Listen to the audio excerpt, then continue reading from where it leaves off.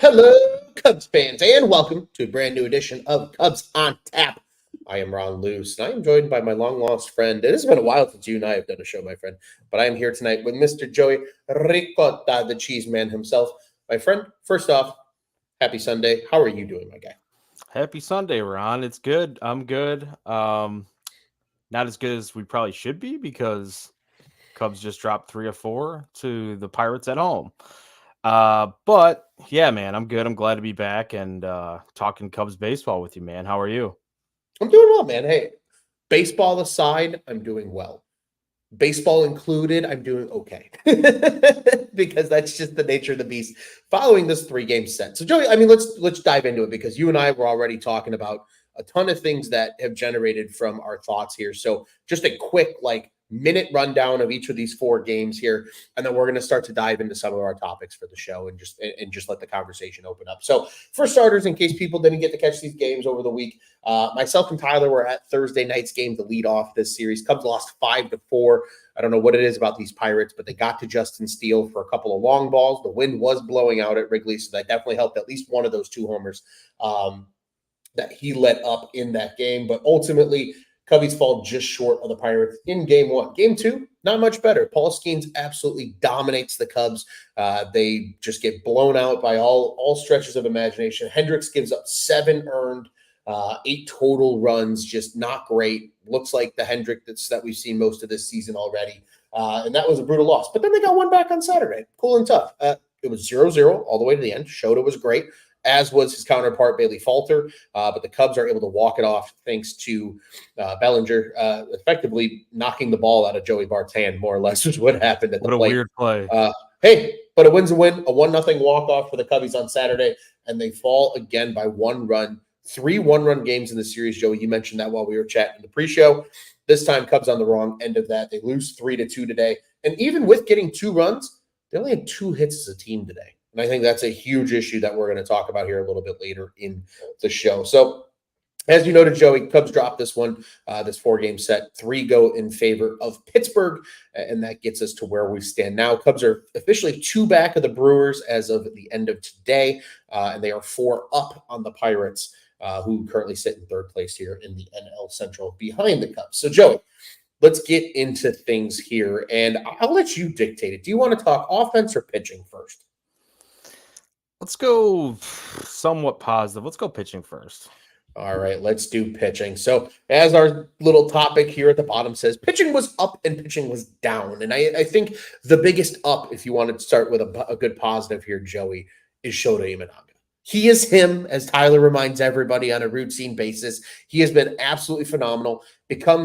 Has the best career ERA in the first 9 games of a career in Major League history. He has a 0.84 ERA as of today. That is best in baseball. I mean, Joey, Shota Imanaga is becoming appointment television for not just, I think, Cubs fans, but baseball fans everywhere with the way he's pitching right now.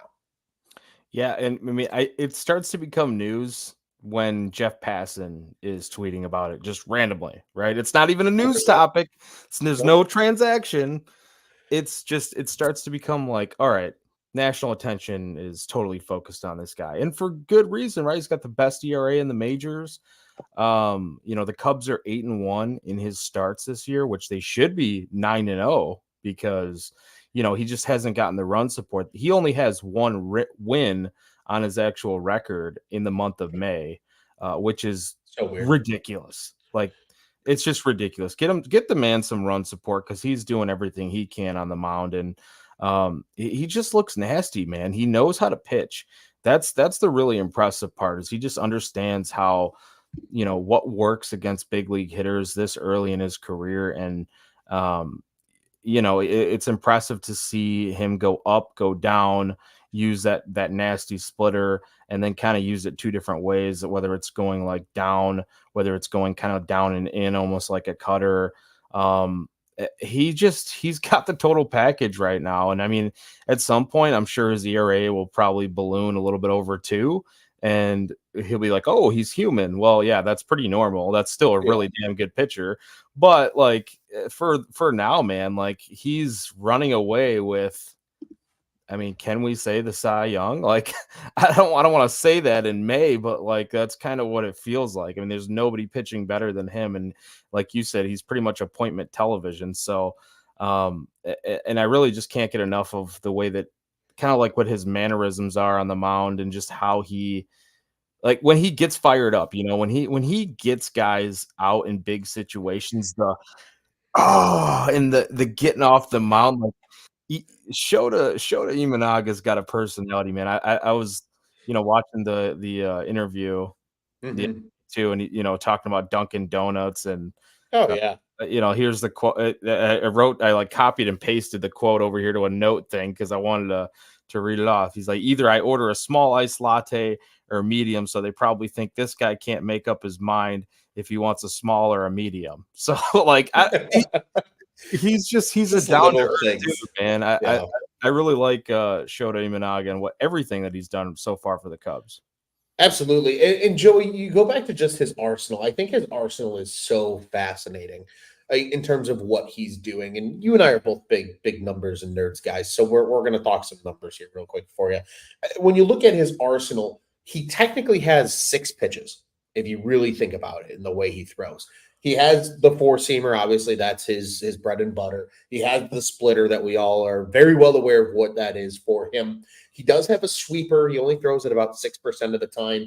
He has a curveball that only registers at about 3% of the time.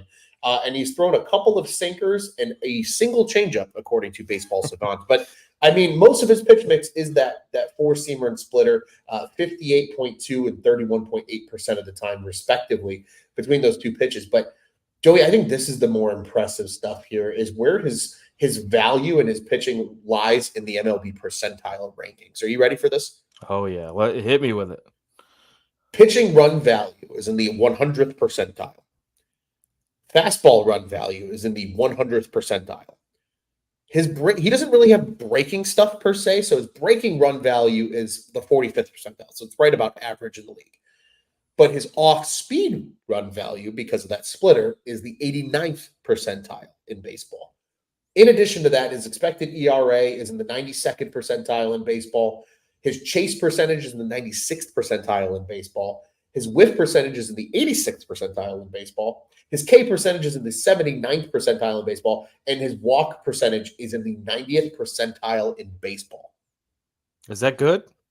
I think that's good, Joey. There's a lot of red on his Baseball Savant page and in very good categories. And he doesn't get hit a lot. And the crazy thing is, again, his ground ball percentage, we all know he's a fly ball pitcher. But he's not getting hit hard hit. He's not getting barreled very much either. He's right about league average in terms of those things. It's just so fascinating to see his arsenal. And I love listening to everybody that talks about his arsenal because they say, like, well, his fastball is unique because the amount of revolutions he gets on it doesn't really sync with traditional gravity. Instead, it kind of maintains the same plane. And because of that, it looks like it rises. So he has a rising fastball that he throws at the top of the zone. And then there's almost no left-handed pitchers in baseball that throw a splitter. So he's like the only guy that's a lefty throwing a splitter, which looks weird as hell to every player in baseball, at least here in the US, because that's not really a thing. Lefties throwing splitters. It's a very right-handed pitch. So he's such a unicorn in just his two pitch offering that it's keeping people off balance because there's not enough of you're not going to see a lot of pitchers like him on a week to week basis, right? Like if you have guys that throw similar stuff in an arsenal, like you can eventually start to pick up on that, right? A guy throws a good fastball, you see enough of them, eventually you're going to get used to it as a batter. But when you're seeing shit like Shota's where there's not a single pitcher you can compare him to in baseball right now, that makes him virtually untouchable. That's what we're seeing so far. Yeah.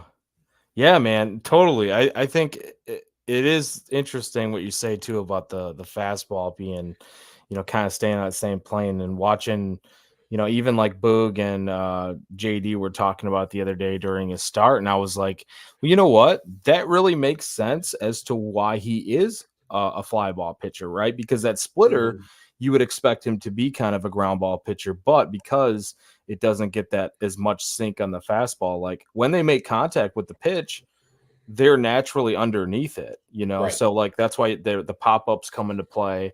And so far, you know, he's really neutralized the home run ball because they're just still not squaring it up. Like Mhm. it's the sequencing, everything about it, man. Like I'm having so much fun when he takes the mound. Like I have to be somewhere, like my phone has to be, I don't care. Like if I'm hanging out with my mom or something, like, sorry, mom. Yeah, we're having fun, but the phone's right here. Showed us pitching. Yeah. Like it has to be. Yeah. I feel that, man. He's been a treat, been an absolute treat to watch. Just really quick, again, numbers for the season: 0.84 ERA. He's 5-0 in his 9 games started, 53 and 2/3 innings of work. He has only given up 7 total runs, 5 of which were earned. He has 9 walks and 58 strikeouts. Just disgusting. Gross. And on Saturday, he went 7 innings, 4 hits, all singles, 1 walk, 7 Ks, no runs given up. So again, the guy just continues to be great. And as Jeremiah said here in the comments, like if you love Shota, 100%. We agree with that. Like if you love Shota, because we also love Shota. But Joey, unfortunately, we got the positive out of the way. We got to get our spirits up and running. But as our little title says here, pitching was up, but it was also down. And I don't know if Jameson Taillon was really down. He gave up 3 earned over 4 and 2/3. They were still in the game. He didn't really get, beat up per se. Yeah, a lot of infield hits. Yeah, it was a lot of kind of garbage. So And then Jack I am, Sawinski, who has his number. He's Mike Trout versus him, apparently. and Jack Sawinski is also a Chicago kid. So of course, who's going to kill the Cubs other than the kid that's from the city? But outside of Tyone, I think it's more so the Thursday and Friday starts that really jump out when I think the pitching was up and down. And honestly, being in the ballpark, Steele's was not that bad. Like you look at the stat line and you go, wow, he gave up 6 hits, 5 runs, 4 of which were earned, and 2 homers. But one of those homers was 100% aided by the wind. That first one he gave up, that was the 2-run shot, 100% aided by the wind. You can make the argument that if Mastrobuoni and Madrigal turn that double play, that home run never happens. Mm-hmm. And part of the reason why he only got tacked for the 1 earned run and not 2, but it's just infuriating because you look at the rest of his body of work, he only walked 1 and he K'd 7. It's just whatever reason the Pittsburgh Pirates have Justin Steele's number. The wind was blowing out, so that certainly helped anything that got up in the air when they did hit him. But still went 5 and 2/3. But then the real concern, Kyle Hendricks, 4 and 2/3, 11 hits, 8 runs, 7 of which were earned. He didn't walk anybody. Cool. Only 1 home run given up. Cool. And he K'd 4, but he got hit hard. And at the end of the day, I'm not so worried about Steele because it's just the Pirates. Now, 2 more starts that look like Thursday start, maybe I'm a little more concerned about Justin Steele. But 2 starts against the Pirates who there's evidence from last year of them having success against Steele. I can take those 2 and I can flush them and worry about them later, as the White Sox guys like to say. Just flush it. But Hendricks looks like the Hendricks that we've sat here and we've bitched about all season long. He had that 1 great start last week in Pittsburgh, and then that was it so far. Everything else has been hit after hit after hit. He's given up 5+ earned runs, I think, in every start except that one in Pittsburgh last week. And he's given up 7 earned, I think, in 3 of his starts. It's just not great for Kyle Hendricks right now, man. And they're going to have to make a decision on what he's going to do because Jordan Wicks is going to be coming back soon. Mm-hmm. Javier Assad is way too good right now to take out of the rotation. I just wrote an article last week or this past week about it, that there's no way you can justify putting Javier Assad in the bullpen right now. Because you have to figure out what the hell they're going to do with Kyle Hendricks. Because if every 5th day it's just going to be BP for the other team, the Cubs are going to be in a real hard spot the rest of the year. Yeah, it's it's not only a wasted rotation spot, but roster spot because we don't know if he could pitch out of the bullpen at all. Like, right.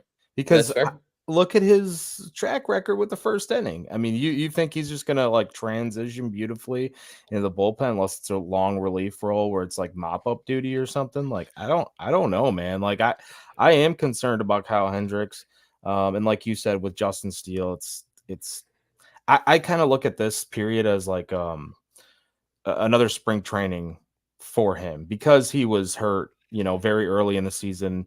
And then, of course, you could look at like the rehab starts as, that's technically a spring training. But to me, it's like, you still need to get into the real game action at the big league level. So, like, yeah, I'm not concerned whatsoever with Steele. And especially, like you said, great points on some of that being fluky, them not turning the double play and all that, Yeah. good strikeout numbers, all that. With Hendricks, it's interesting, man, because I mean, he did have the good outing against this very team, the Pirates, but I also wonder, if it's just too short of a turnaround when you face Fair. the same team like that, like just last week, and then come back and then face them again. Like once they've seen you especially in that short of amount of a time, a guy like Hendricks who relies on command and control and all that, he's not going to overpower you at all. I just wonder if the adjustments were made there from start to start. And it's just like, we just saw this guy. Now we know what we can do against them. So I'm not completely ready to write it off. I think like you said, the one walk, so we had that kind of dialed in a little bit from at least control. I wouldn't say the command was there, but the control was there. I'm willing to give him a couple more starts here to see, if he did truly figure something out from being on the IL and then coming back from the, correcting whatever it was that tried to get himself locked in. Yeah. I like that comment there. It's funny. Your dad in the comments, Papa Loose over here, and maybe he does, I don't know, but maybe he does need to retire. I just think, it's a short turnaround, so I don't know what to make of this Pirate start either. Yeah, and this brings a question up that I have for you, Joey, in regards to it's kind of rotation structure, I guess, because of you wanting to, again, just give him a chance to see, are you truly correct? Because I agree, this is a very fluky part of the schedule right now for the Cubs, because you just saw this Pirates team on Mother's Day weekend, and you start a series with them 4 days or 3 days later.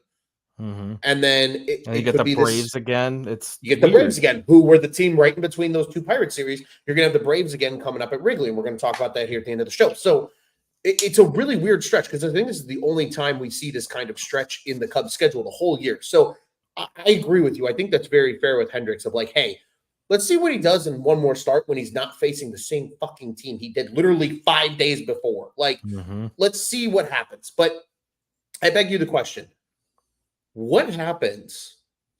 Like, what would you do with the pitching structure right now? Because Jordan Wicks will be coming off the IL here shortly, as will Drew Smiley. Now, Smiley is obviously going to go to the bullpen. That's not a question of rotation or non-rotation. But what would you do effectively with the three, we'll call it, of Wicks, Assad, and Hendricks right now? How are you balancing that once Jordan Wicks is activated from the IL? I have an answer too, but I want to let you go first. Yeah, well, Assad, number one, like you said, he's locked into a rotation spot, in my opinion. It's not a question of if he is going to stay. It's who's leaving the rotation outside of him, because you cannot yank this from this kid who has been one of the best pitchers in baseball since last year, at least in a starter's role. I mean, you show the ERA 100%. numbers, and it's just, dude, that's what it's all about. I don't care if he's the most dominant, overpowering pitcher that you've ever seen or not. It's all about run prevention. And that's why we've loved Kyle Hendricks for years and years, up until, the last few years where he hasn't been himself. It's that run prevention. And Javi Assad, he's got that nasty sinker, and he could still make some guys look pretty foolish. I wouldn't say he doesn't have any strikeout stuff. He definitely does. So yeah, I want him in there. So definitely JMO too. I think he's still had a really good season outside of, whatever. Yeah. JMO, Steele. So you got, and then Shota, of course. So you got those four. I've said before, I don't mind the 6-man rotation idea if that helps things, but then you play basically a man down in the bullpen. And that's the other hard part, is like, you kind of need that bullpen arm with how awful this bullpen's been. So I was leaning Wicks.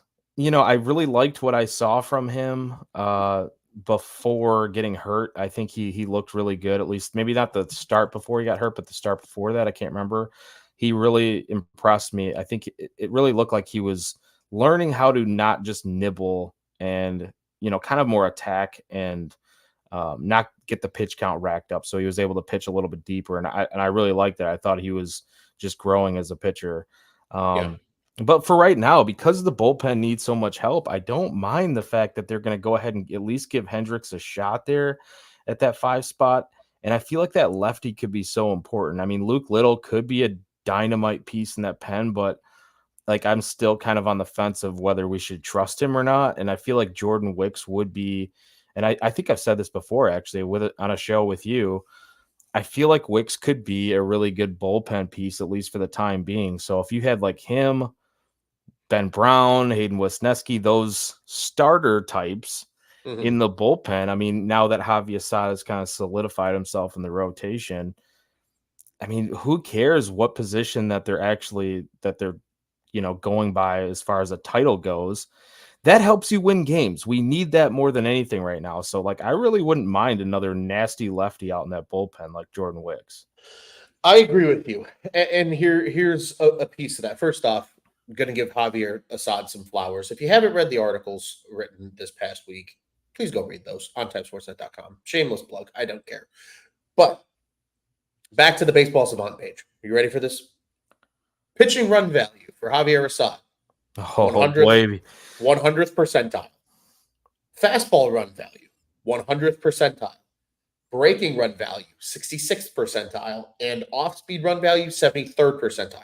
So he is well above average in every single run value in baseball as a pitcher. Crazy part about that? Fastball velocity, 16th percentile in baseball. Chase percentage, 35th percentile in baseball. Whiff percentage, 6th percent in baseball. But that's the crazy part.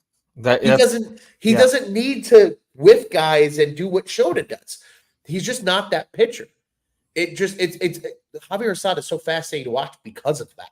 Because he's so effective despite not having the big fastball. And I've heard this discussion on various news outlets in terms of sports radio here in Chicago and other people discussing it. Like he's like the anti-current day pitcher. Mm-hmm. Where like you see 95, 96 so much, and then all of a sudden you see 91, 92, and you're like, I don't know what the fuck to do with this. Like, what do you want me to do with this right now? So I think that's something to consider there. But then transitioning to the real question at hand, I agree with you. Tyone, Steele, Imanaga, those guys locked in. Not even worried about them. If you want to give Hendricks a few more starts, this is just kind of the public view. What better way to work your left-handed young pitcher who's coming off a forearm injury back than to slowly ramp him up as a bullpen piece? Let him pitch one inning. Then maybe it's 1 1/3, 1 2/3. Then you maybe give him 2. Then maybe you give him a game where he goes like 3 innings. And then if Hendricks starts to struggle, maybe for a little bit to work Wicks back into the rotation, it's having him piggyback off of Kyle Hendricks for a few starts. And because you kind of have seen Wicks now, like last year, I think he was very much like, I'm going to pitch to contact. I'm going to let my changeup do the work, put it on the ground, let these Gold Glovers behind me make plays and do it defensively. Whereas, in the sense of this season, you've kind of seen Wicks turn into almost a little bit of a strikeout pitcher. Like when he's not walking a ton of guys, he's able to K 5 and 6 per start. Yeah, pretty regularly. The whiffs are coming up, definitely. Right. So I think he could be, especially right now, while you still figure out everything else going on to the rotation, what he could potentially be. And I know Stolitz here says, Jamo's back screwed with his delivery, command all over the place. He's missing his own. He was painting the corners and throwing 80% first pitch strikes.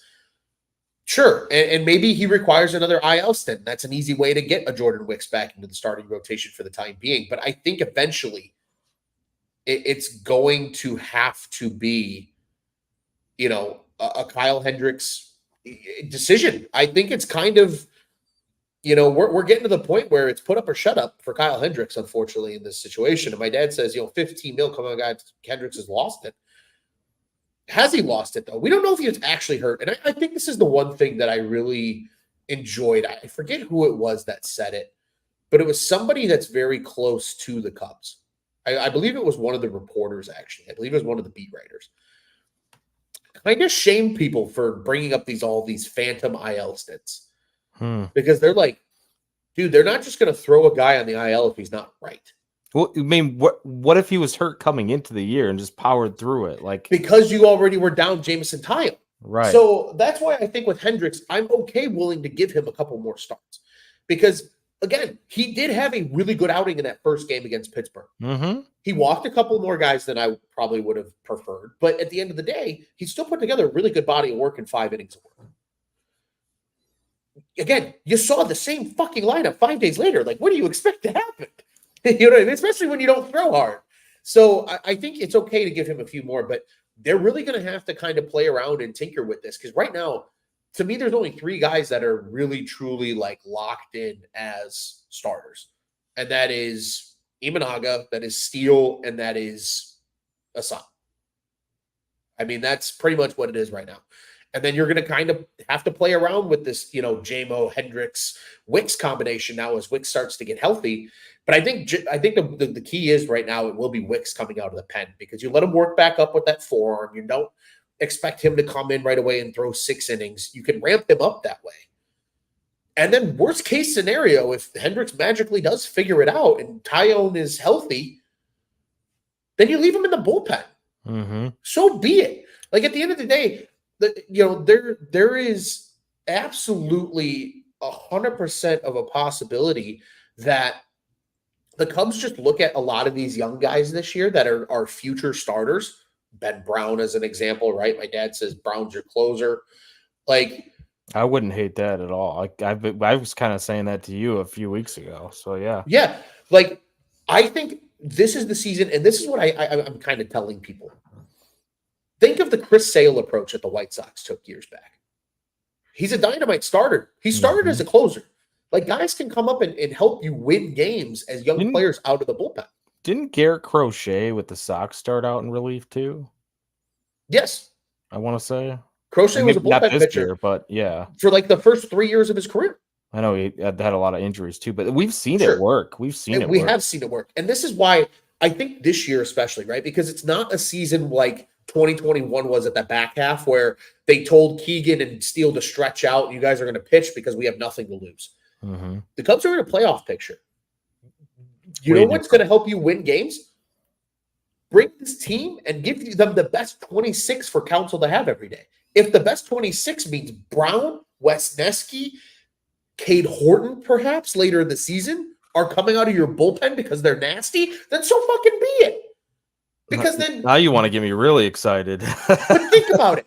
Juice, we talked about it on the watch along the other night. Juice was talking about how this bullpen is set up not for the full length of the season, but for the playoffs. Yeah, because is. Yeah. When you get to the playoffs, if you throw 3 starting pitchers, that means you have Taillon coming out of the pen. That means you have Wicks coming out of the pen. That means you have, and just think about that. What if it's behind those 2 as your length guys? It's Brown, Wesneski, Leiter, Neris, Merriweather, Horton? Maybe. And they're still going to make some additions, and Tyson Miller's looked good too. Tyson Miller has looked very good so far. So I think this is the long story short of it with this pitching combination is, like, I think it's okay to have extra talent and let them be bullpen pitchers this year. Like, a lot of these guys are probably future starters, but while you have 1 more year of Hendricks' money on the books, while you have 2 more seasons after this one of Taillon's money on the books, you can kind of work these guys in more so as starters or as bullpen pieces now, knowing that they're going to be starters in a few years when some of these veterans start to move out, right? Mm-hmm.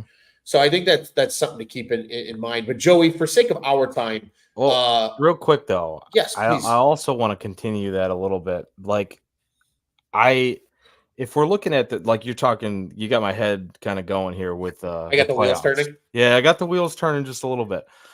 We're looking at the rotation now, right? We know how good this rotation overall has been great all season. Like, the rotation has not been the issue with this team. No, it really hasn't. if you look at Kyle Hendricks as we got to do something to get rid of Kyle Hendricks, blah, blah, blah. I understand that too, because he's been god awful for the most part this season. So I understand. I get where that frustration's coming from.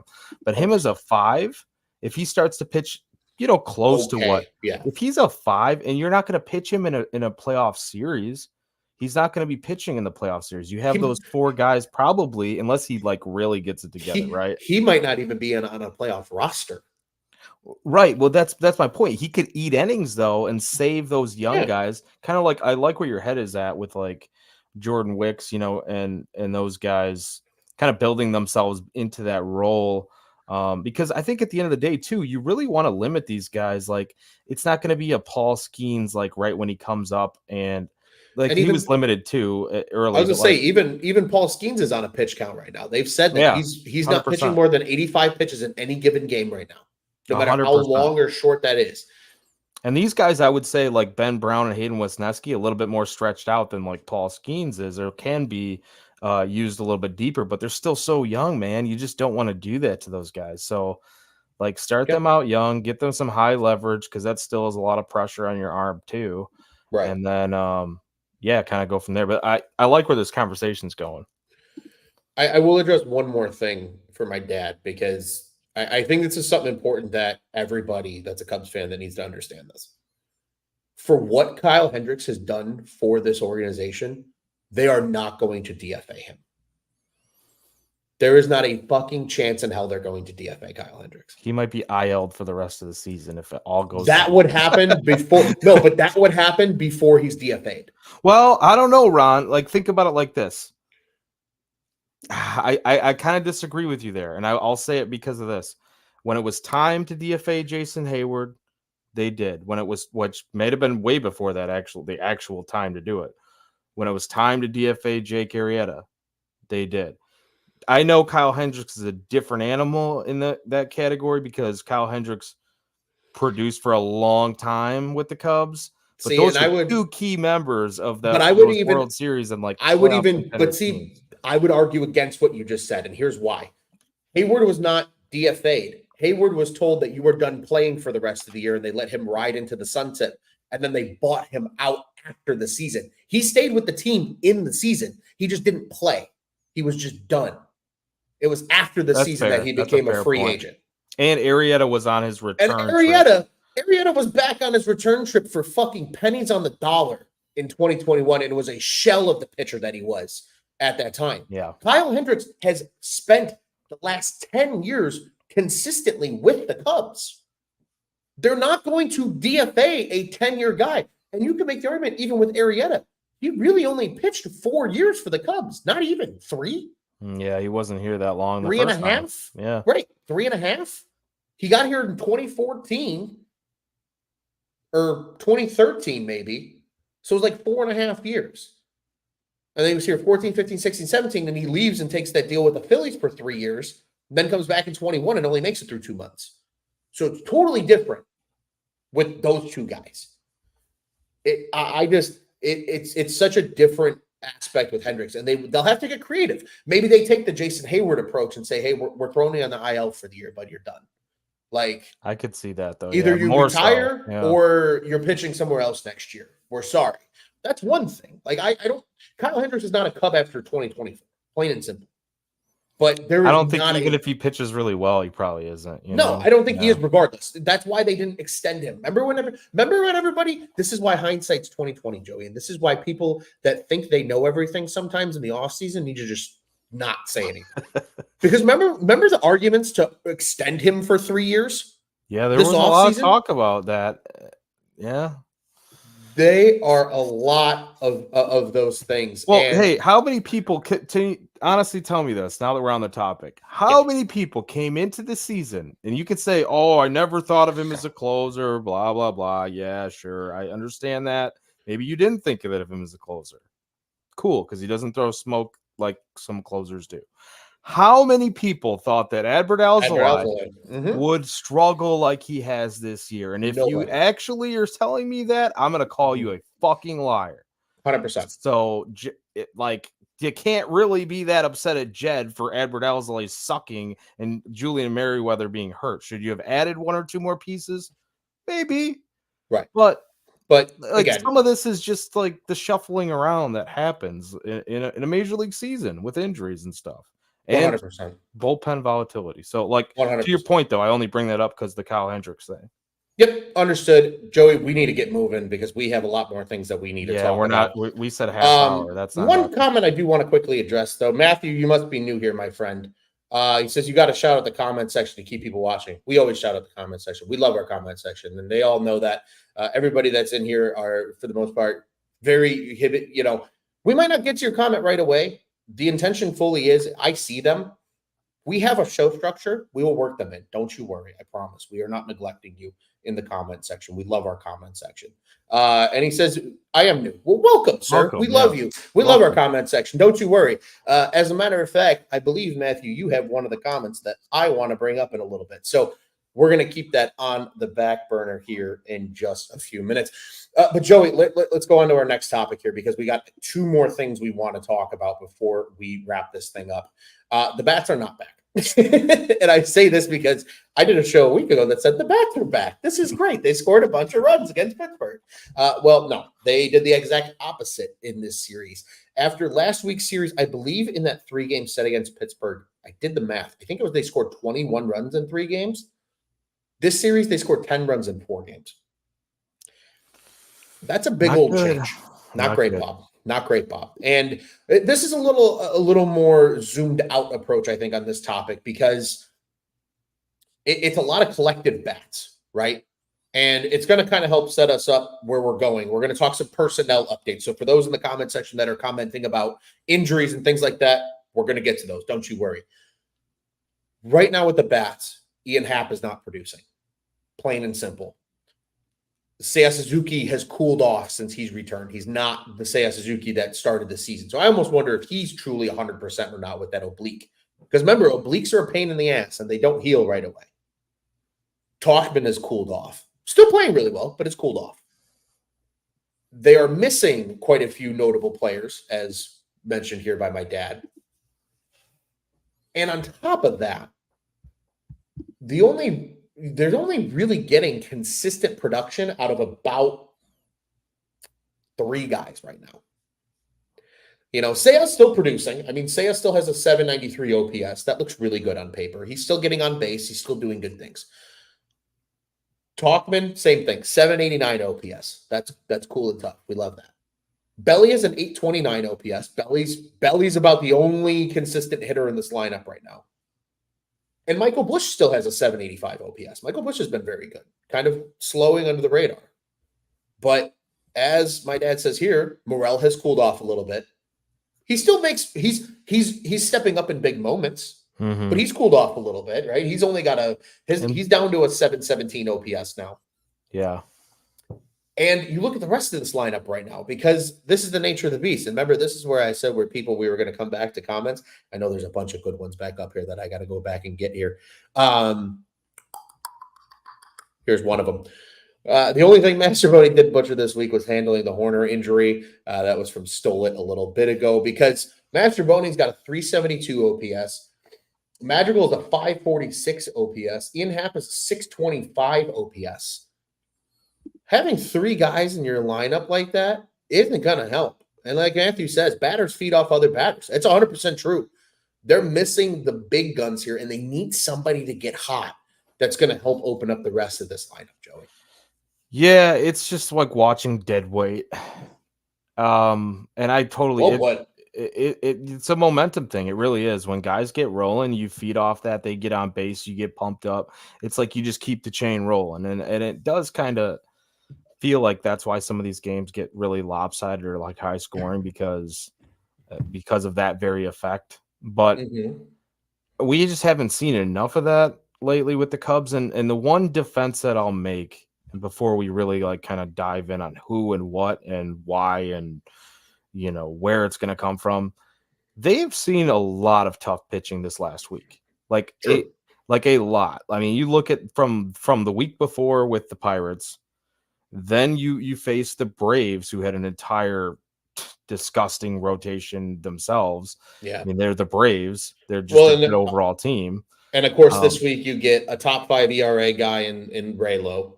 You get a very good Chris Sale, and Charlie Morton was the quote unquote easiest arm that you faced. In that Right, World and Series. that's only because he's like what 41, like, and he's still damn good. Yeah, man. Then you face the Pirates again, and the Pirates have all those young guys that we talked about pre-show, that are just disgusting with Skeens and you've mentioned it on here, Skeens and Jones and Keller, yeah, Keller, and Jones, they've just got and a you saw very and young you saw arsenal that's talented.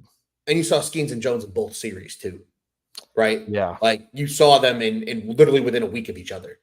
And I think So Skeens made that super. I mean, he made an adjustment too, and it was like, okay, like now we see why this guy's the number one prospect. But anyways, like I'm not trying to make a ton of excuses here for a otherwise lackluster offense, because I think a lot of it is due to the injuries. But you do have guys that need to step up, and the main guy that you need to step up, who was benched for 2 games or whatever it was, who I thought was, and I said that in our group chat. I was like, I think he needs to sit a couple games and do like the Seiya treatment and then come back and see how he feels. First game back, he hits the home run. Other than that, man, he's 1 for 13 since returning from that little like hiatus that Council gave him. yeah, That's not going to get it done. I'm sorry. Like, I don't know if he's hurt. I don't know what's going on, but like, you just cannot have that from a guy that you absolutely need in this lineup, especially without Dansby and Nico. That's the one guy that you should be able to rely on outside of Bellinger. Even Morel. Morel's still a really young player, man. Hap is no spring chicken. He is outside of Jan Gomes, basically, the one veteran who's in this lineup who you would expect, like, dude, when the going gets tough, when there's guys down, you need that veteran presence to step the fuck up. I think it's got to be Ian Happ right now. And I don't want to put like the entire struggles of this offense on him. It's not.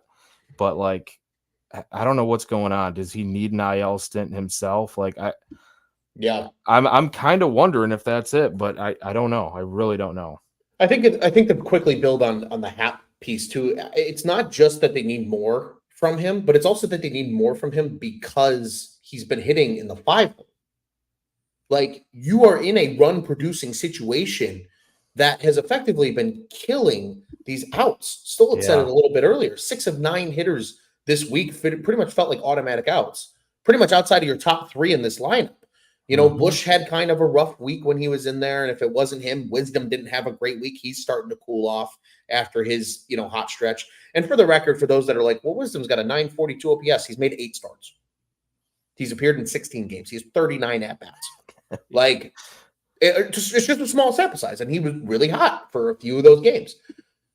It's been, like Matthew said here, it's been tough games this week. And, of course, the bats have been cold when – it's just not at a great time.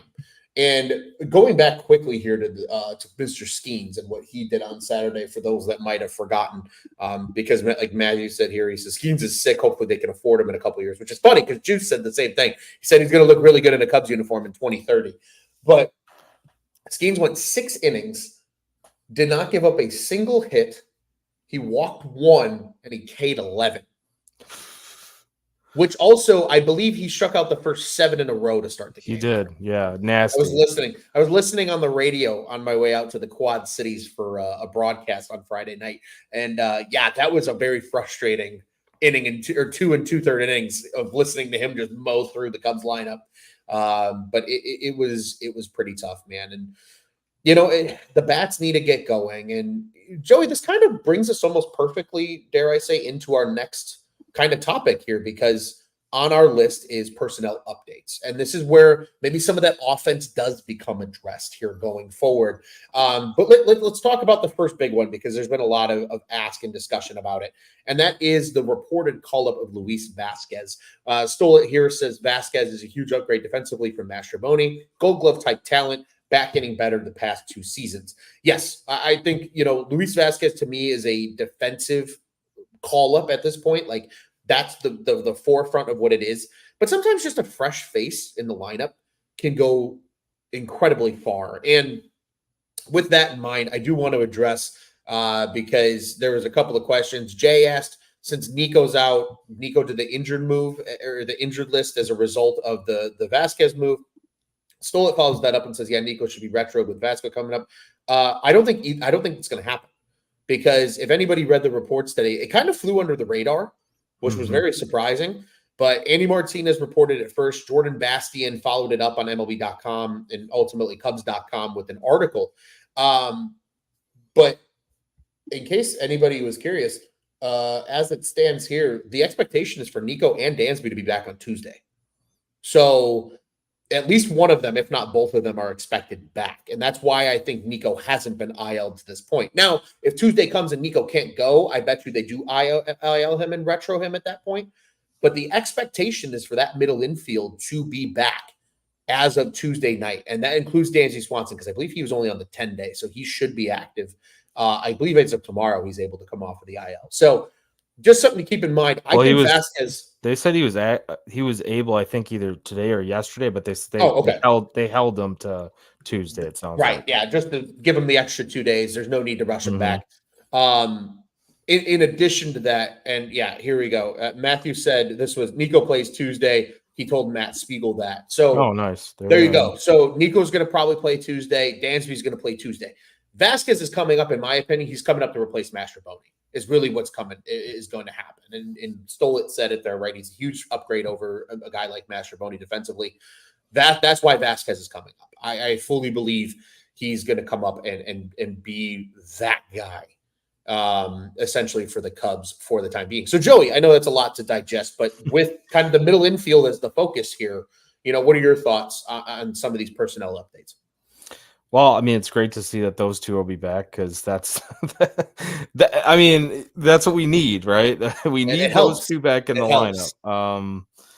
Yeah, obviously, I was kind of curious what your thoughts were about, why they didn't go to this sooner, because they really, it felt like they thought that he had a chance to play on Friday. And then this thing just kept kind of going and delaying and like, oh, maybe Saturday, maybe Sunday, maybe. So like, at least it's felt really close this entire time, and maybe they're just being really precautious or taking the precautionary route with him and just gave him a few more days rest. So great to see that Nico will be back, and then Dansby, of course, too. And now we just need both those guys to come back and hit because just pick up. I think being in the lineup will make things, give them a little bit of a spark in the sense of, we have our guys back, like the rest of the guys around them kind of rally around and the spirits get lifted, right? Clubhouse spirits, that's a big thing. So I think that'll be nice to get those guys back. Vasquez, he's definitely seems like more of a defensive kind of replacement at this point, because I mean, I'm looking at his numbers, man, and he's hitting 154 in the month of May. Like, he's not quite ready for a big league call up when it comes to hitting. So I'm curious because I really didn't think that Mastrobuoni, like, at least up until yesterday, really, like up until or the game, they've had some miscues here lately. I didn't think Mastrobuoni had done that terrible of a job at shortstop or at any of the positions really, but you can always get better at those spots, I think, than what 100%. He can provide you. So, and maybe that also, it could be Madrigal, right? Like we were talking, I mean, it's possible. It could be one of those two. I don't know. Either one of them have been just so bad offensively that I'm not going to lose sleep over either one of them, man. They need to just upgrade this team all around. And yeah, they just need to find hitting somewhere. 100%. I think just quickly to add on to that, I actually said it on the watch along the other night, and I firmly believe this. Mastrobuoni's best position is shortstop. He looked the most natural there over the course of this entire season, really his entire tenure with the Cubs. Just, you're not going to play over Nico or Dansby on any given day, or even, I would argue, Morel, if you just need to give a guy a day off and you play Madrigal at third, realistically, that's why you just never saw Mastrobuoni there. But I firmly believe that's his best position. So I agree with you, man. They need to upgrade this team overall. So I 100% support what you're putting down there. Couple of quick just notes here before we discuss. We both had a hot take in terms of some prospects. that I think we wanted to get off our chest here before we begin talking to whatchamacallit, before we start talking about this Brave series coming up on Tuesday. One comes from Stoll. He says, how bad was this series? 10 runs, lost 3 games, and only win was a 1-0 with 3 or 4 hits. Lost today looked closer than it should.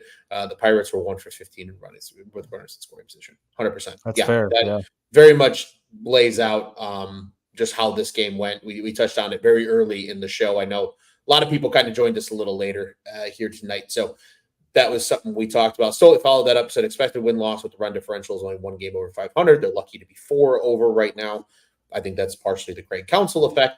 And then he says both middle infielders right now have trouble getting the ball out of the infield. Yeah, it's kind of ironic if you really think about it, but that is Tap it around. Just tap it around. Yeah, that's just kind of the way it is right now. So, Joey, you had a hot take, a spicy take. You said you wanted to share.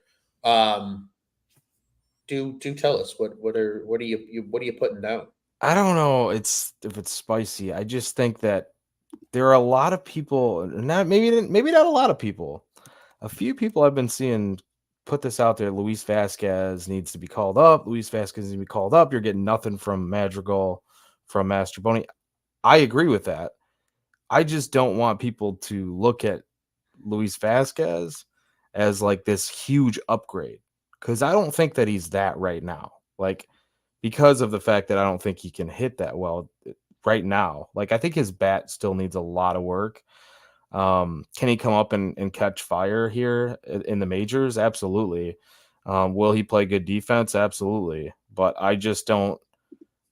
I would not have that expectation for him coming up, and I think it kind of goes without saying that you shouldn't have like huge expectations for anyone that's coming up and making their major league debut, right? So this isn't to like shit on him.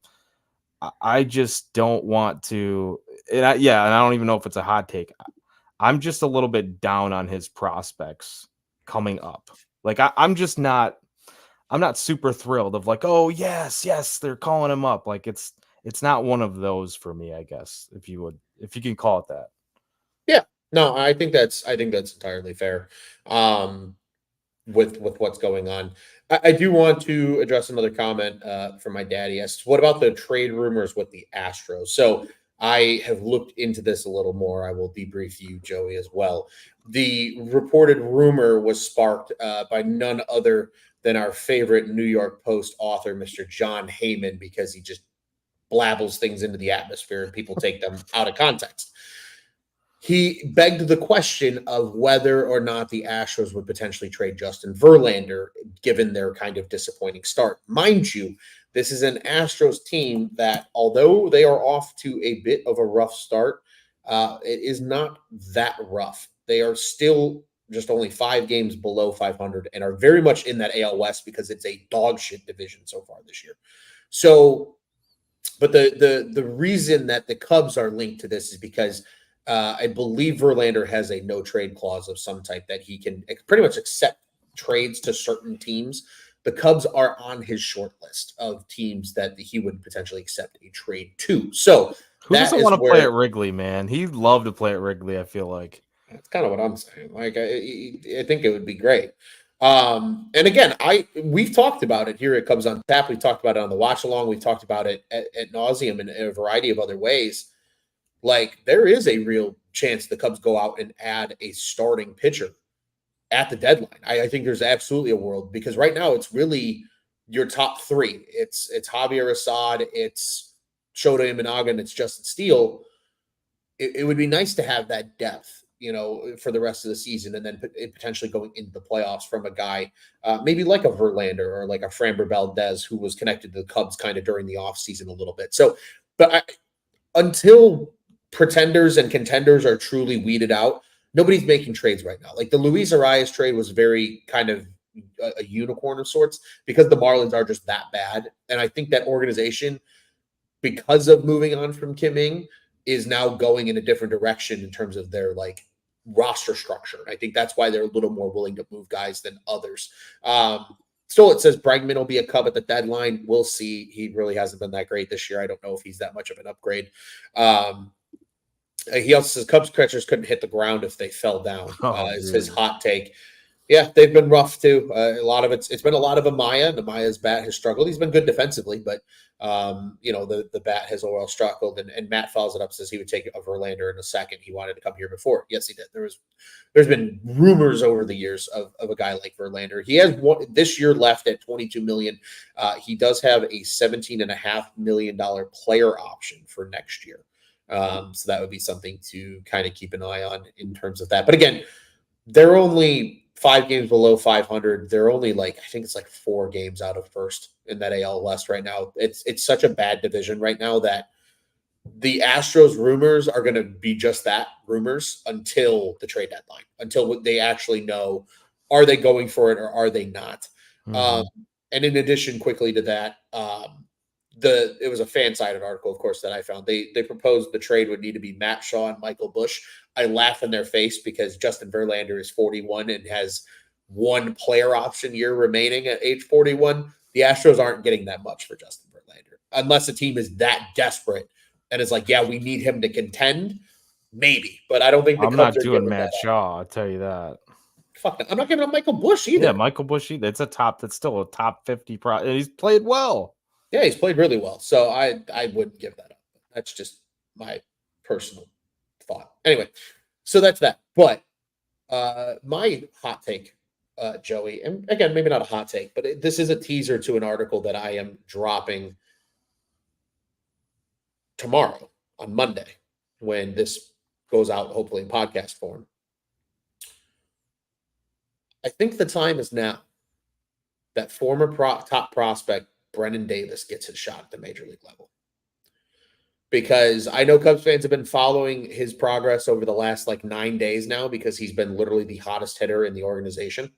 He has a 2,000 OPS in the last 9 games. We were talking about it in the pre-show. 7 home runs in that time span, 15 RBI, 15 runs scored just in that time span. But over 23 games, remember, he came back from an injury that he suffered earlier in the year. But he looks healthy now. In 20 games, he's got 23 games, 20 runs scored. He's slashing 270, 442, 667. 8 homers, 21 ribbies. He's taken 15 walks. He's playing some damn good ball. And you brought it up, Joey. Credit where it's due. Not only is he hitting fastballs for home runs, he's hitting off-speed pitches for home runs as well. This is not just a one, he's only hitting certain things. He's hitting everything and he's getting on base. And it might be the time, especially with your corner outfield positions right now, because Ian Happ might be playing hurt and Seiya Suzuki might not be 100% yet. It could be worth having a guy like Brendan Davis on the roster. And like Jeff says it here, and I completely agree. Davis has earned it. It's time to reward him for his hard work from coming back from injuries. People forget this guy was the top prospect in this fucking farm system for 3 years. The guy's clearly got talent. He won the Futures Game MVP just a few years back, right? We all remember that. Mm-hmm. We were all living on the edge. We're like, Brendan Davis is going to look great as a part of this future. And then everybody forgot about him because he got hurt. The guy's still a great baseball player, and he looks healthy for the first time in years. Give the kid a chance. It's time. One of the things that I remember Justin Steele was talking about this on the show. Said he was healthy. Said he was healthy, and he said it wouldn't surprise me him coming up here. I definitely, I think he can. I don't remember his exact words now. It's been a while, but basically he was saying, yeah, I think he's going to be good. And he was one of the toughest outs, right? So, yeah, dude, this kid, like you said, man, it's always been the health. It's always it hasn't been the been health. talent. This kid, and it always seems like he's locked in. And I mean, he's had some freak injuries too, between 100%. I think it was that sciatica injury or whatever. The back was crazy. He's had some weird shit. I think didn't he have an abdominal injury too as well? I don't know, man. There's been all kinds of different stuff, it seems like. And then I think he was hit by a pitch, in spring training. Was it last year? This year. That was this year. Was it this year? I think it's happened a couple times with him. Yeah. So I don't know, man. He's had some stuff that's damn, why do you have this shitty luck? But seriously, dude, yeah, he doesn't just hit homers. It's not just it's barely scraping the wall. These are tanks. moonshots off of some of them off breaking balls, off fastballs, like you said, Ron. Like it's impressive to watch him when he's locked in. And I think I agree with you. I want to see him at the big league level. You need the hitting. That would be one to kind of counter what I said about Luis Vasquez, who I think he can come up and make an immediate impact. And those are the things I watch for.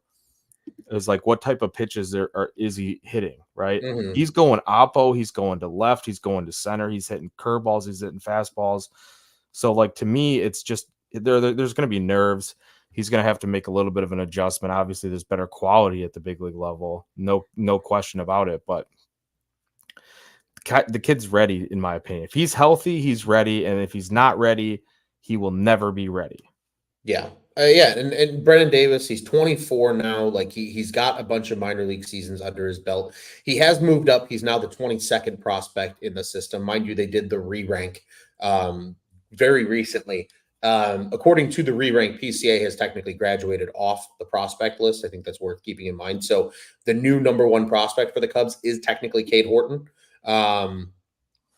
But it would be, it would be interesting to see. Matt asks, where would you put Davis with PCA there? Well, Davis isn't going to play center field. That's where PCA is going to play. So realistically, it would come down to, can you move somebody on the roster? Maybe there is an Ian Happ to the IL type thing, because I think he is playing hurt. I think that's impacting his ability to hit the fucking baseball. He's taking, he's just all over the place right now. And, he might be truly playing through something and we just don't know it. But Davis is a corner outfielder, so he'd play left, right. He could DH.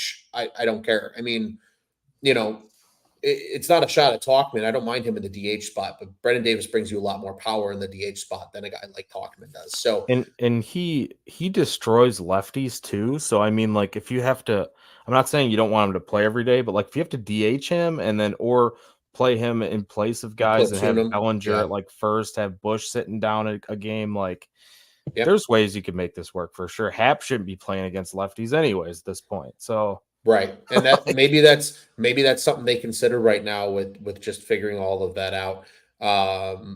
We'll have to see where that goes. Stolitz's problem is outfield is one spot you're getting production from outside of Hap. You're getting production from Bellinger, but even with Suzuki has cooled off immensely from what he was doing early in the season. So yes, you're getting production, but like how much production are you getting? And Morel has shown he can play third base every day. So that DH spot is very much open where you could work in a Brendan Davis. They need some kind of shot in the arm, because we're sitting here talking about 10 runs over 4 fucking games. They need to do something. And quite frankly, it needs to freaking happen. And I think, I think the time is now. But again, that article is coming out tomorrow. It showcases a little more of what his stats are right now, things of that nature. So we'll have to wait and see with that. One quick comment here as well from Matt a little bit earlier. He says Horton needs to come up, put Wicks in the bullpen. Horton's not going to pitch as a starter this year. I'm 95% convinced of that because he's on a heavy pitch count. I don't think he's pitched more than 45 pitches in a game. So if you want to get him some big league experience while keeping that pitch count low, what better way than to throw him out of the bullpen? And that's why I think that's something to keep an eye on there. So, Joey, we have one more thing to talk about here. And then there's been some fun comments throughout the course of the show that I will read at the end as kind of our departing thoughts before we actually, fuck it. We're going to do it right now. And then we'll get into this Atlanta preview. From very early in the show, Jeremiah said, Cubs suck. Silver lining, he's officially done with school. Congratulations. Congrats. Jeremiah. Good for you, buddy. Happy to see that. Stolitz said this one a little bit earlier. This one made me giggle. He said, Belly Morel showed a Taylor McGregor in that pink outfit on Saturday was great. Everything else was bad. Spots 5 through 9 were auto outs right now over the course of this weekend. That was certainly a good, funny one that came up a little bit earlier. There was a couple other ones we got to see. This is another one from my dad. He says he pitches a great batting practice pitcher holding for a spot for another kid. That was in regards to Hendricks a little bit earlier as well. So just some fun comments that we certainly wanted to address over the course of the show. And again, a couple of such that that made me giggle throughout the course of this one, especially the Taylor McGregor comment. That one made me giggle quite a bit. But Joey, let's talk about our last piece of this show, and that is not personnel updates. It is next up, and that is the Atlanta Braves. Comes of a well needed off day on Monday. I think my mental gets a well needed off day as well. But they will start a 3-game set with the Braves here at Wrigley Field on Tuesday. I will be in the bleachers for that game, as will Tyler. So be sure to keep an eye out for. Hopefully, there's more content. Thursday's game was just not good enough to have that much content, unfortunately. So hopefully, we'll get a better game on Tuesday for that. But Braves took 2 out of 3 in their home ballpark. I said this ironically on the show last Sunday when I did the solo mission was, okay, you got the Braves on your schedule 2 weeks upcoming now. Go to Atlanta. Just don't get swept. They're probably going to take 2 or 3 because they're playing in their own ballpark. And that's exactly what fucking happened. Now you're in your own ballpark. They have to go take 2 of 3, in my opinion, against the Atlanta Braves. I know they're the Atlanta Braves. They're a damn good baseball team. But the Cubs are a good baseball team too. And if you're getting Dansby and Nico back for this series, you're going to have one of the healthier lineups that they've had over the last 2 weeks. To me, they have to be able to take 2 of 3 from these Braves. Otherwise, it's going to look real rough because then you start getting into more division games with the Cardinals on the slate over the course of the weekend for Memorial Day. And then you go to Milwaukee for 4 games pretty much to close out the month before you come back home for the Reds to open June. So I think that's what needs to happen with the Braves. Joey, I want to hear your thoughts, though. What do the Cubs need to do for the Braves over the next 3 games starting on Tuesday to get it done? You can't win if you don't hit. Like, not trying to keep it super simple, but I think I want to keep it super simple. I know they had Austin Riley, who that was something I made note of, and he wasn't in the lineup today. They were doing kind of the same thing. I just had to go back and look.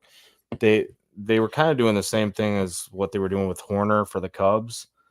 Nico, not sitting or not going to the IL, but sitting down. Mm-hmm. Austin Riley's been dealing with the same thing since basically the Cubs series. So Yep. I don't know if he's going to the IL, if they made that decision today, or if he's coming back against the Cubs, or like what's going on with that situation. So he's obviously a really impactful bat in their lineup. But yeah, man, you got to hit the ball. I mean, obviously this is a tough lineup to keep down. Just do your best there. You've got a good starting staff, and it seems like the bullpen is starting to click at least a little bit. So that's encouraging. And you'd think coming off the off day, much needed off day, Monday, that arms should be fresh, at least in the pen too. So that's a good thing. You really just got to hit the baseball. It's better that they're home. I mean, you guys are going to have a great time on Tuesday if they win. So just win a game for the boys. Please win a game for the boys on Tuesday. And then the series gets a lot easier from there. 100%. One thing I want to bring up here with Atlanta is just the nature of this lineup. And you mentioned, right, it's a lineup that's tough to keep down, but they are not having a great start to the season. I got some numbers for you, Joey. Are you ready for this? This is as of today. The Braves did lose today to the Padres 9-1. So Atlanta is now 26-16 on the season. This is their lineup they had today and their respective OPS. Ronald Acuna Jr., last year's MVP, has a 689 OPS. Not great, Bob. And he fumbled a routine fly ball today, worse than the Seiya Suzuki one from last year. Ozzie Albies, a 754 OPS. Marcell Ozuna is the one dude that's hitting in that lineup right now. He's got a 1,004 OPS with a 323 average. But Matt Olson, a 718 OPS. Orlando Arcia, a 668 OPS. Michael Harris II, a 668 OPS. Zach Short, who's been playing third in place of Austin Riley, who's a very important player to them, a 527 OPS. Jared Kelenic, 642 OPS. And then their catcher, because I believe Murphy is hurt right now. When it's not d'Arnaud, it was Trump today. He is a 574 OPS. But d'Arnaud's had a pretty decent year. But what I'm trying to say is, outside of Ozuna being on fire, they're struggling too. So I agree with you, man. Like Matt said, like you said, hit the damn ball. Hit the ball. and we'll see where it goes. This is an interesting comment because this sets up my next thought that I had anyway. He said, Matt says Hendricks can't go against Atlanta, but he will. The pitchers for Tuesday through Thursday are still all TBD. So the Cubs might mess with the rotation a little bit because Wicks might be coming back. Because so guys might get bumped back a day or two. It'll be interesting to see what they do. It also could be Assad pitching because Assad pitched last Wednesday. So it could be Assad on Tuesday. And then realistically, if you think about it, you could pitch Steele on Wednesday because he last pitched Thursday. And then if you wanted to skip Hendricks, you probably could pitch Shota on 5 days rest. So some things to consider. They can play with the lineup or the probables a little bit. And that'll be something that we'll keep an eye on too once that becomes available. But as of now, nothing. Oh, and they changed the time. Oh, good. Oh, goody. So, and here's where I was going with that. Just quick information on the rest of that series. Originally, all three of these games were supposed to be 6:40 starts, but Tuesday and Wednesday are now 6:40 starts. Thursday has been moved to a 1:20 start as a getaway day because then the Cubs will go to Busch on Friday night to play the Cardinals. That'll be a 7:15 start, and then Atlanta will leave that day as well. So originally it was a 6:40 start, but it has been moved. Thursdays. What? Switch Thursdays? Yes. Gotcha. It is now a 1:20 start on Thursday. So it's a getaway day game on Thursday. But 6:40 starts over the next 2 nights. And fun fact for those that are curious, Tuesday night's game will be on TBS if you are out of market for either one of these teams. So something to keep an eye on there. Joey, before we wrap this thing up, this was a fun show. We went a lot longer than we wanted to, but that's okay. A lot of good stuff we talked about here. Great comments, interaction as well. So we appreciate all you guys as always jumping in and helping kind of steer the conversation a little bit. It takes us down a few rabbit holes sometimes and brings up some good things. But as always, we are Cubs on Tap. Give us a follow at Cubbies on Tap on the socials. Follow our friends as well over at the Dingers Podcast. They are the second of 2 podcasts here that cover the Chicago Cubs. They should be live tomorrow night on the off day, so be sure to tune in with them right here on the On Tap Sportsnet YouTube page. Like, subscribe, hit the little bell button. You'll know when all of our great shows go live. Be sure to follow them as well. They're at Dinger Cubs on the socials. At Joey Knows Nothing. I am at Loose on Tap. Follow all the rest of the boys as well at Juice on Tap, at Teddy Freddy 270, at Nick _ on Tap, and at Silent Bob _2 because Bobby Foster's a badass and he's been killing it on the writing side of the house. And if you like other Chicago sports, be sure to check out all of our other great stuff. Bears, Bulls, Blackhawks, you know the drill. Check all of those out. And Cubs fans, you got friends that like the Southsiders. So do we. Send your Southside friends to our Southside friends over at Sox on Tap. They were live tonight as well. And they can all be friends and talk about the miserable shitbag White Sox and what they are here in the city of Chicago. Once again, ontapsportsnet.com and ontapsportsnet on the socials. The On Tap Sports Network. Go and check out what's on tap in Chicago sports. Joey, it's always a pleasure, my friend. It was great talking to you here tonight. Cubs lose the 4-game series to the Pirates, drop 3 of 4, but a well-needed off day Monday before 3 with the Braves on Tuesday. Tuesday night, you will see Tyler and I in the bleachers. Wednesday night, I'm not going to lie, I'm hoping we can do a watch-along. We will probably have more announcements on that on Monday. And then Thursday, we will have a show to recap what happened with the Cubbies. That'll probably be an earlier afternoon show with it being the afternoon game now. So something to keep an eye on there as well. Joey, what do you say, buddy? We get out of here the only way we know how it comes on tap? I did this entire show in just my boxers, and I knew I could because you can't see it through the camera. So I'm super comfy, man. I hope you guys are just as comfy in the bleachers on Tuesday and they get a win for you guys. Go Cubs, go. Let's go Cubs. Fuck the Cardinals. I'm so thrown off right now. Let's go Cubbies, everybody.